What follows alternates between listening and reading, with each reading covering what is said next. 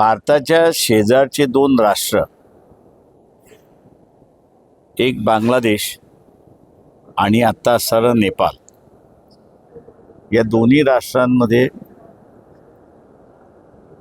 लोकशाहीने निवडून आलेली राज्य ही तिथल्या जनतेने उद्ध्वस्त केलेली आहेत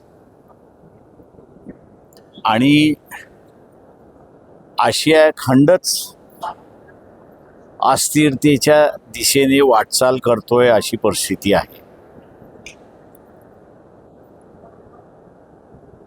काही याच्यामध्ये भारतामध्ये सुद्धा अशी परिस्थिती येणार का याची आता चर्चा त्या ठिकाणी सुरुवात झालेली आहे.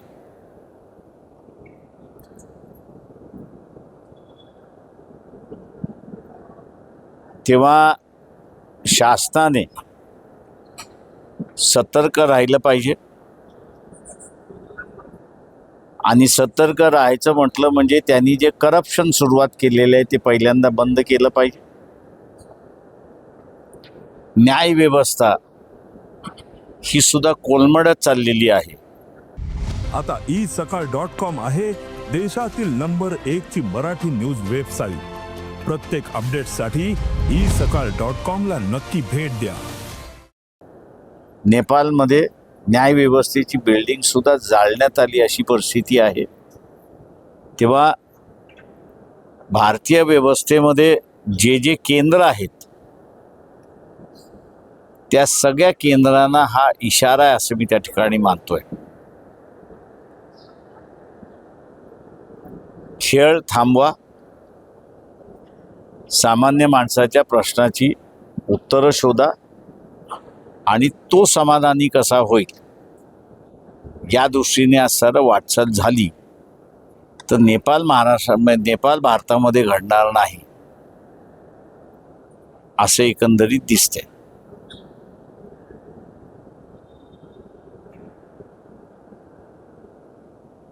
प्रश्न अनेक आहेत. एक प्रश्न तर आम्हीच पक्षाने उचलला होता की निवडणुकीमध्ये फ्रॉड झाला, त्याच्यानंतर मतदानाची चोरी हाही त्या ठिकाणी गाजतोय अशी परिस्थिती आहे. जे काही रस्त्याची कामं झालेली आहेत 2 महिने झाले नाहीत तर ते रस्ते सगळे फुटतात आहेत अशी परिस्थिती आहे.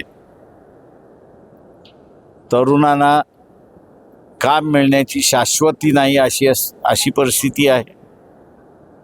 आणि दुसऱ्या बाजूला भारतीय जनता पक्ष जे म्हणतोय की एका कुटुंबाचं राज्य म्हणजे काँग्रेस पक्षामधल्या गांधी कुटुंबांचं राज्य, तर दुसऱ्या बाजूला यांनी काही कुटुंबांना लूट करण्याची सूट दिलेली आहे. तिच्याबद्दल सुद्धा असंतोष आहे अशी परिस्थिती आहे. लवकरच आम्ही रशियाचं क्रूड ऑइल भारताने जे विकलं त्याच्यातून नफा झाला, तो नफा प्रत्यक्षात भारताच्या तिजोरीमध्ये गेला की इतर कुठे गेला याची असणारी माहिती 15 तारखेनंतर जनतेला त्या ठिकाणी दिल्या जाईल, पक्षाच्या वतीने ती दिल्या जाईल. आणि जे काही रशिया अमेरिकेचं भारताचे संबंध बिघडलेत जुळलेत असं जे आहे ते योग्य आहेत की अयोग्य आहेत हा सर्वसामान्य लोकांनी निर्णय घ्यावा अशी परिस्थिती आहे. जिल्हा परिषदेच्या दृष्टीने आमची शिबिरं ही महाराष्ट्रभर सुरुवात आहेत. आम्ही स्थानिक स्वराज्याच्या निवडणुका या बिना कॉम्प्रोमाइज या अगोदर केल्यामुळे आमचं पार्टी इन्फ्रास्ट्रक्चर हे तालुक्यांमध्ये आजही अस्तित्वात आहे, कार्यरहित आहे. पण ती परिस्थिती इथल्या इतर कुठल्याही राजकीय पक्षाची दिसत नाही. आणि हे जाणीव झाल्यामुळे अनेक राजकीय पक्ष आता विचार हा करतात आहेत की समझोत्याचं राजकारण लढण्यापेक्षा आपल्या पक्षाचं राजकीय अस्तित्व आणि बांधणी ही वाढवण्याच्या दृष्टिकोनातून आपण स्वतंत्रपणे लढलं पाहिजे अशी भूमिका येण्याची शक्यता मला अधिक त्या ठिकाणी दिसते. आणि अशी परिस्थितीमध्ये आम्ही असायला मानतोय की खऱ्या अर्थाने लोकशाहीला आणि मतदाराला मतदान देण्याच्या ह्याच्यामध्ये चॉईस आहे. आपण आता विचारा. सर, महाराष्ट्रात होणाऱ्या विशेष मतदार यादी परीक्षण यासाठी विशेष मतदार यादी पडताळणी देशभरात करण्याची तयारी केंद्रीय निवडणूक आहे.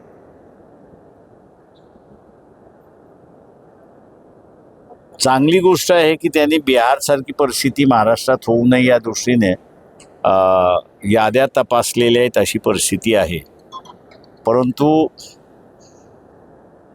परंतु महाराष्ट्राचं इलेक्शन कमिशन जे आहे त्याला हा अधिकार नाही.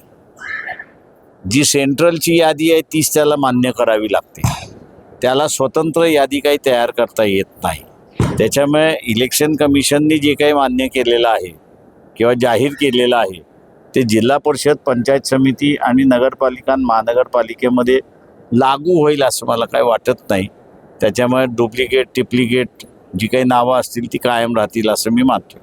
सर, अदानींना 2000 कोटीचा फायदा झाला परिवहन विभागाकडे घेतलेल्या टेंडर. अदानींना 2000 कोटीचा फायदा झालाय परिवहन विभागाकडे घेतलेल्या टेंडर. पण पुन्हा ते 7,500 मागतायत. अन्यथा सीमावर्ती भागातील टोलनाके बंद करतात. अदानी टोल नाके बंद करणार फार चांगलं आहे. त्यांनी बंदच करावे.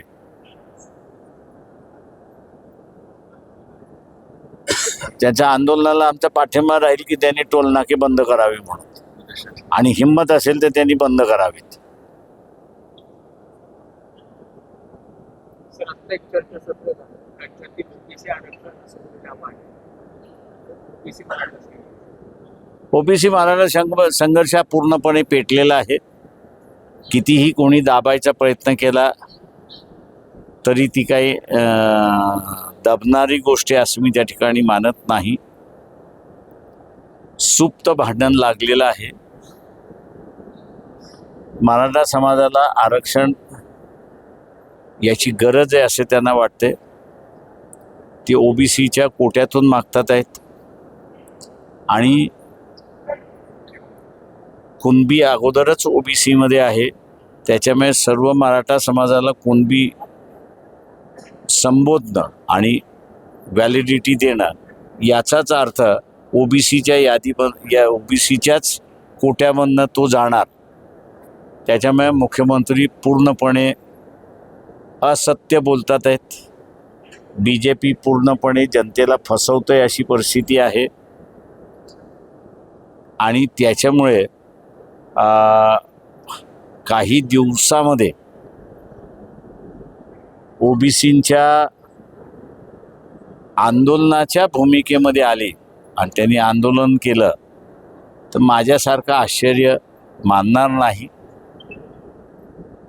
याचं कारण की त्या पद्धतीची तयारी सुरुवात झाली असं मला एकंदरीत दिसतंय. जरांगे पाटील यांच्या सुरुवात राजकीय भूमिका घ्यायला एक आग्रही होता. मात्र त्यावेळेस जरांगे पाटलांनी तुमचं काही ऐकलं नाही असं दिसलं. आता त्याचे परिपाक आहेत का? 3 वेळेस त्यांनी गुलाल उधळला. हे गुलाल उधळल्याकडे कसं पाहतात? असे त्या गुळा उधळल्याचा फायदा झाला का? तर नाही.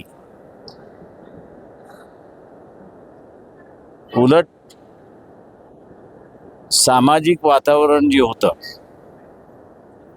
शांततेचं वातावरण होतं ओबीसीचं आणि मराठा समाजाचं, याने गुलाल उधळल्यामुळे ते आता दोघांमध्ये अशांतता पसरली असंच दिसतंय. ओबीसी नेत्यांनी असं सांगितलं की ओबीसीचं जे राजकारण होतं साठी आता संपुष्टात आली. किमान मराठवाड्यात, कारण अनेक ठिकाणी मुलगी जर सापडल्या तर ते आता जिल्हा परिषद आणि पंचायत समितीच्या निवडणुकीमध्ये दावा करतात.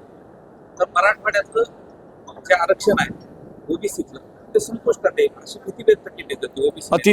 ती केली जाते. ती म्हणतो मी तुम्हाला म्हटलं ना की त्याच्यामुळे असणारं हे जे आहे हे प्रकरण पेटलेलं आहे. म्हणजे ज्यांच्याकडे अगोदर कुणबी सर्टिफिकेट होतं ते असूनही ते कधी इलेक्शन लढले नाही. त्याच्यामुळे ते यावेळेस लढतील असा माझा दावा नाही आहे. त्या ह्याच्यामध्ये ही जी नवीन नवरी झालेली जी आहे सर्टिफिकेट घेऊन ज्या नवीन नवऱ्या झालेल्या आहेत त्या लढणार एवढं नक्की आहे. आणि त्यांनी लढलं तर यांनी जसं म्हटलंय की ओबीसीना हे वाटणार की आमचं आरक्षण संपलं. मराठवाड्यात बंजारा समाज, मादिगरी समाज हे देखील आता हैदराबाद त्याचे लागू करावं. हो का मला काल जे निवेदन आलं त्या निवेदनामध्ये त्यांनी असं म्हटलं की त्याच गॅझेटमध्ये बंजारा आदिवासी आहे. आता हे बरोबर आहे की महाराष्ट्रातला मराठवाडा जो आहे तो निजामच्या हद्दीमध्ये होता आणि 60 नंतर असताना हा महाराष्ट्राशी जुळल्या गेला. त्याच्यामुळे ज्यावेळेस निर्णय घेण्याचा वेळ म्हणजे आरक्षण घेण्याचा निर्णय ज्या काळ होता त्यावेळेस त्यांना त्या राज्यामध्ये होतं. त्याच्यामुळे तुम्ही राज्य फोडलीत तर हैदराबादची लिस्ट तुम्ही असताना स्वीकारली पाहिजे होती. राज ठाकरे आणि उद्धव ठाकरे पुन्हा एकदा त्यांच्या चर्चा सुरू झालेल्या आहेत. त्याच्याकडे तुम्ही कसं पाहता? मी प्रयत्न केला होता उद्धव ठाकरे बरोबर युती करण्याचा. ते मी आमच्या प्रयत्नापेक्षा उद्धवचाच प्रयत्न अधिक होता त्याच्यामध्ये की आम्ही त्यांच्याबरोबर बसावं आणि त्यांची ती गरज होती असं मी त्या ठिकाणी मानतो की एकनाथ शिंदेंनी त्यांच्या पक्षावरती जो काही तोडफोडी करण्याचं असताना हे लावलं होतं त्यांना स्टेबल होण्यासाठी कोणतरी लागलं होतं. त्यांनी आम्ही यांच्याबरोबर युती करतो म्हणून असताना हे केलं आणि स्वतःचा पक्ष वाचवला. दुर्दैवाने त्यांचा काही पक्ष वाचला असं काही दिसत नाही आहे आणि म्हणून त्यांना आता असताना राज ठाकरेची मदत घ्यावी लागते स्वतःचा पक्ष वाचवण्याच्या दृष्टिकोनातून. राजकीय युती आहे, पक्ष आहेत, त्याच्यामुळे राजकीय युत्या होणार त्या सगळ्यांनी मान्य केल्या पाहिजेत. आगामी निवडणुकांवर मराठा आणि ओबीसीचा सुप्रभात सुरू आहे. आता काय परिणाम? मला वाटतं उमेदवारी पक्षाच्या जाहीर झाल्यानंतरच त्याच्यावरती भाष्य करता येईल. त्याच्या अगोदर करता येणार नाही. सर, छगन भुजबळ असं म्हणतायत आरक्षणाच्या विरोधामध्ये आणि कोर्टाचं जरांगे पाटील असं म्हणताय मंडल आयोगाने जे आरक्षण दिले त्याच्या विरोधात आम्ही कोर्टामध्ये चांगलं आहे, स्वागत आहे. मंडल आयोगाच्या विरोधातलं कोर्टात जाण्याचा प्रश्नच येत नाही कारण का अगोदर 13 जजेसच्या बेंचने निर्णय तो देऊन मोकळे झालेले. काही फरक पडणार नाही. ते फुल बेंच आहे, त्याच्यावरती बेंचच नाही आहे.